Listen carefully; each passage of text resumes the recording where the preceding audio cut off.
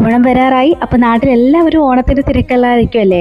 അപ്പോൾ എനിക്ക് പേഴ്സണലി തോന്നിയിട്ടുള്ളത് എത്ര വിഷമങ്ങളും സങ്കടങ്ങളും ഉണ്ടായാലും നമ്മൾ മലയാളികൾ ആഘോഷിക്കാൻ മറക്കാത്ത രണ്ട് കാര്യങ്ങളാണ് ന്യൂ ഇയറും ഓണവും. ഇത് എൻ്റെ മാത്രം അഭിപ്രായമാണ് കേട്ടോ. ഈ വർഷത്തെ ഓണം ഞങ്ങൾക്ക് കുറച്ചുകൂടി സ്പെഷ്യലാണ്.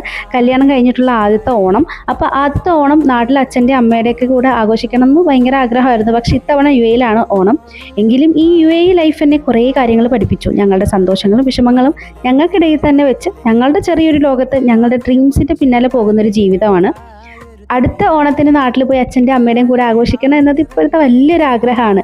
അപ്പോൾ അതൊക്കെ പറഞ്ഞിരിക്കുമ്പോൾ ഇവിടെ ഞങ്ങളും ഓണത്തിനുള്ള തിരക്കിലാണ്.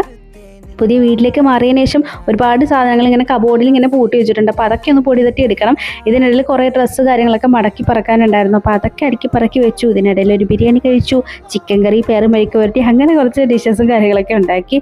അപ്പോൾ ഇനി ബാക്കി കാര്യങ്ങളൊക്കെ അടുത്ത പാർട്ടിൽ കാണാം. ബൈ.